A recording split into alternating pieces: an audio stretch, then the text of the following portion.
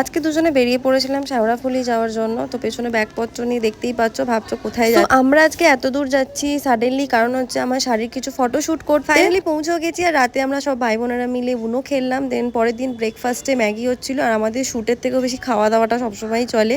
যাই হোক, এখানে ম্যাগিও রেডি। আর দেন রিম্পি আমাদের দারুণ একটা চা করে খাইয়েছিল, অসাধারণ খেতে করেছিল। থ্যাংক ইউ বাবু তার জন্য। দেন আমাদের মডেল রেডি হচ্ছে, দেখতে পাচ্ছ। ওর আগের একটা ভিডিও অলরেডি পোস্ট করেছি, তোমরা অনেক ভালোবাসা দিয়েছো। আর এখানে আমার ভাই যে ফটোগ্রাফি করে ও সব সেট আপ করছিল, আর রিম্পিও রেডি হয়েই গেছিলো। তো একটা শাড়ি তোমরা অলরেডি দেখতে পাচ্ছ, আরও ফটোশ্যুট হয়ে আসুক আমার কাছে, ভিডিওসগুলো এলে আমি সবই পোস্ট করবো। ও ভীষণই ছোট, অনেকেই এনকোয়ারি করেছো ফটোশ্যুট করে না মডেল শ্যুট করে। অ্যাকচুয়ালি ওর বয়সটা খুবই ছোট, কিন্তু ও এত সুন্দর করে এত ছোট বয়স থেকে।